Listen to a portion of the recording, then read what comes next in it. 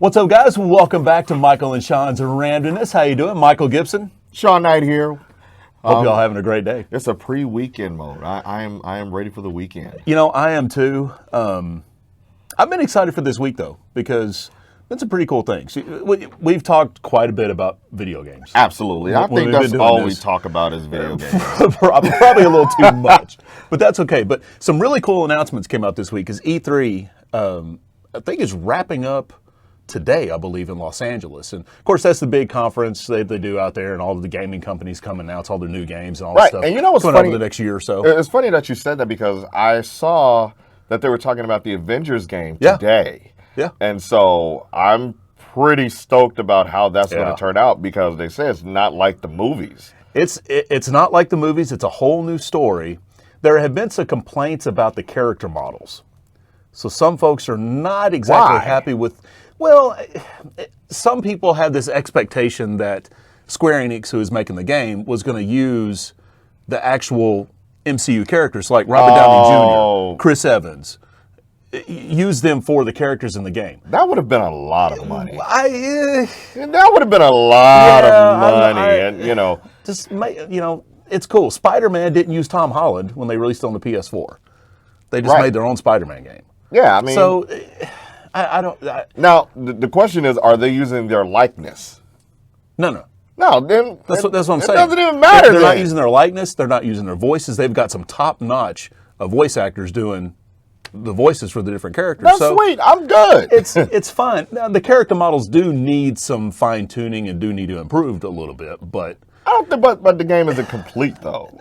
Yeah, I mean, it doesn't come out till May of next year, so they got plenty of time. Yeah, to work they got on plenty of time to get everything squared away. So don't worry about that. Sometimes video game people are just too much.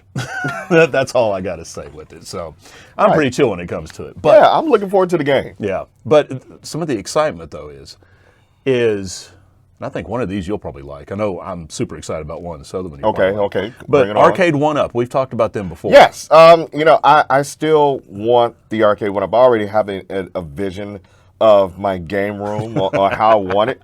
I already have the vision. Yeah. So, the big screen TV, I would have the little mini consoles, mini controllers like the classic NES, the Atari, and anything else. Yeah. I would have those in the HDMI prongs right there. And then I would have, like, on the side, the Arcade 1-Ups. Yeah. So I already know how the game room is going to look. Yeah. I just need to get the house to go with it. Well, for those of you that don't know, Arcade 1-Up, they make these little mini arcade consoles from like all the arcade games back in the 80s and early 90s. Right. They stand roughly about 4 feet tall. Pretty cool stuff. They got like Street Fighter 2. They've got Mortal Kombat, which just came out. Galaga, Asteroids, Pac-Man. They got all kinds. Well, they announced the 2 new ones that are going to be coming out. They didn't put in a release date on them yet, but they're coming out soon. One is Marvel Superheroes. All right, see, we already went with that one. You've talked about this game before. Already winning on that one. I'm looking forward to that. This cabinet is going to have Marvel Superheroes arcade game. It's going to have X-Men Children of the Atom arcade fighting game. And it's going to have the Punisher arcade game on it. Oh, that's classic. Yeah. I'm looking forward to that right there. Yeah. Now, they already gave a price. It's going to be $249.99. Perfect. So, yeah. And one thing about Arcade 1-Up, like, they just put these games out. Take my money. Just take my money. Pretty much. This next one, though, they announced, this one's definitely going to take my money when it comes out.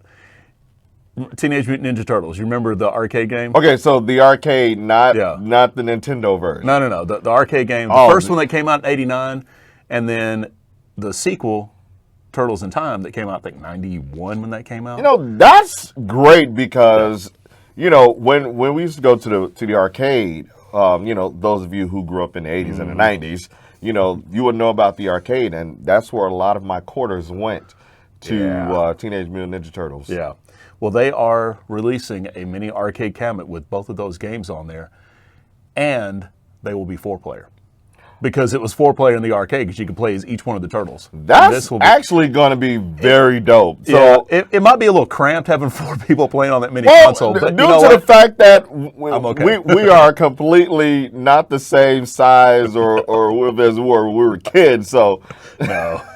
But I'm okay with that. That would make a funny picture of 4 adult men on a 4-player video game. Yeah, it would. But the price for that it'll be about $50 more than what they normally run. So I think it's $349.99 for that one. That's perfect. You know I'm okay with that. Yeah, I am okay with that. 4-player, for Teenage Mutant Ninja Turtles, I think that would be great. Yeah. So anyway, a couple of big announcements there from E3. Plus Final Fantasy VII Remake. I can make a video on my own just about that game because that's my all-time favorite game. And the remake is coming out March of next year. Nice. I'm super happy for that. And a Final Fantasy VIII remaster is coming out later this year too. So, okay, I'm gonna stop. I'm gonna get to the purpose of our video. You're having a nerdgasm. Yes, I am. Final Fantasy is my all-time video game series, so I could do a whole video by myself just talking about that game series. So, okay, we need to get to our 2 subjects and our stunt. All right. So I think I went first last time. Yeah, I'll go first. So you'll go first this time. So all right, cool. So we're gonna draw go from into our the bag. magic bag of stuff. Our bag of randomness. That's what we're going to call it. All right. I need to make a label and just put that on there. Magic bag of stuff. All right, I got something. Let's see what we got. All right, what you got? All right. And Walmart delivers groceries straight to your fridge. Now, I read about that. Yeah. One thing I love about Walmart is I love the fact that you can do your online grocery. I tried it before. Yeah. It's a good service. It is a good service. There's a couple of things that they could change up, because when I order groceries and whatnot, they have a tendency of saying we don't have that, or they will replace what you buy. So if you say I want this type of brand of bread and they don't have it, or anything else, they will give you a replacement, and they don't tell you until the last minute, until you put your stuff in there. Yeah. So that's the only thing that they could change about it. But delivering groceries and putting them in your fridge, that's a little too much for me. I'm on that same vein with that. Why would you let somebody come into your home when you're not there and put your groceries in your fridge without you being there? Now, there are some precautions that they've added so you can kind of see what's going on when they get there, but still. Who has time to watch somebody go into your home and put groceries up? And I'm that straightforward guy. Go to the grocery store, get what I need, leave, put the groceries up, I'm done. Yeah. So the idea of me ordering groceries and then I got, Skippy coming in and putting we've seen the people that work at Walmart. We know what we're going to get. Right, there's a Skippy somewhere that works at Walmart. But I don't want nobody going into my home while I'm not there and putting the groceries up, because again, I just think about what if I didn't order this, or I don't have what I actually ordered, and then there's a stranger in my house putting up my groceries. Yeah. And I'm just, my OCD would just be, that's not good. And I might have to say too, if I was working at Walmart and this was the task I was given, I personally would not feel comfortable with that task. No. Going into somebody's home without them being there and load up their refrigerator. What if somebody didn't clean the refrigerator? What if they did clean the refrigerator right there? That'd be even more awkward.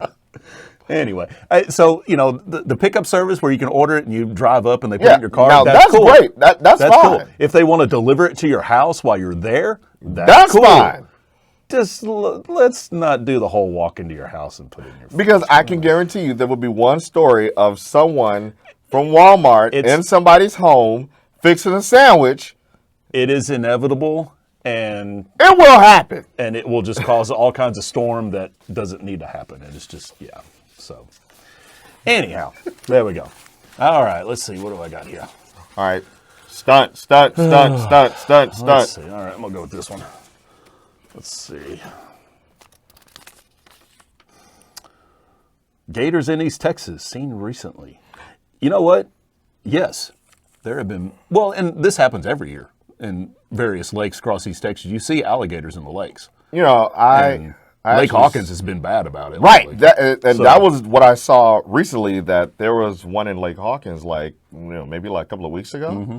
And, I don't have a problem with gators, but since I've been here, there have been stories of gator sightings in East Texas. So, I still get fascinated by, gators in East Texas. Now I've seen my share of snakes in East Texas, but I've yet to come across a gator in East Texas. Yeah. Now it's not like when you go down to Louisiana or whatever. If you go around, what's really cool if you're kind of going toward the southern coast of Louisiana and you're driving down the road, there are actually portions of the highway there. You can look and there's back to back, right beside each other, right there on the side of the road, just gators just chilling on the side of the interstate, which is really cool to see. I've seen, I've been to Florida, and I've come across snakes, and now just recently there was a massive gator, like 11-foot gator, that broke into a lady's home, and destroyed like 4 bottles of wine. So the gator just actually made himself at home.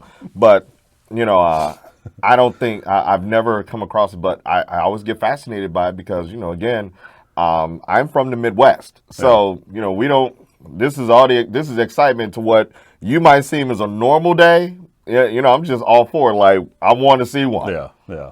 So, but the advice they give: if you see one, if you're out at the lake this summer and you see one, just call the game warden. They'll come take care of it. They'll basically capture it and place it somewhere else away from you. Yeah. So now, have you actually held a gator before? Actually, I have. I have been at some shows that we've done with the station where we've had like animal people come in that have alligators.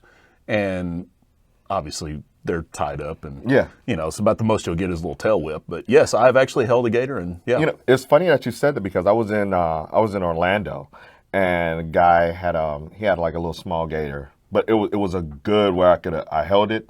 So I held it, and it was really cool. Of course, the mouth was taped, but when I gave it back, another person held it, and it got nervous. And the tail whipped, and it hit me in the arm, and it hurt like hell. Yeah. Like even the small ones, but but the one I held was like a full grown.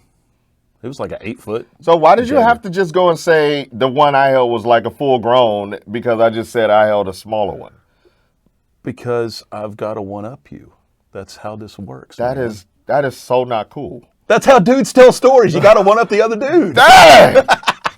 So wait, I found out. Now, is this still? There's a gator farm out here in East Texas? Am I correct? Yeah.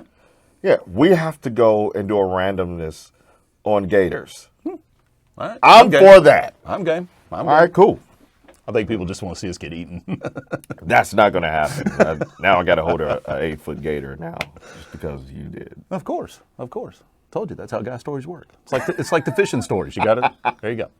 So there you go. Episode 10 of Michael and Shawn's Randomness, guys. Thank you so much for watching. And again, be sure that you subscribe. Be sure you click on that bell. Make sure it's got the little lines next to it so you get the notifications when we put a new video up. We like to do these about once a week. Yeah, once a week. And just, talk about random stuff as the title says. Yeah. So and comment below. Leave us a comment if there's maybe a small little stunt you want us to do. We might do that. We'll see. I don't know. Be sure to like the video as well. But thank you guys for watching again, and we'll see you again next week. Peace!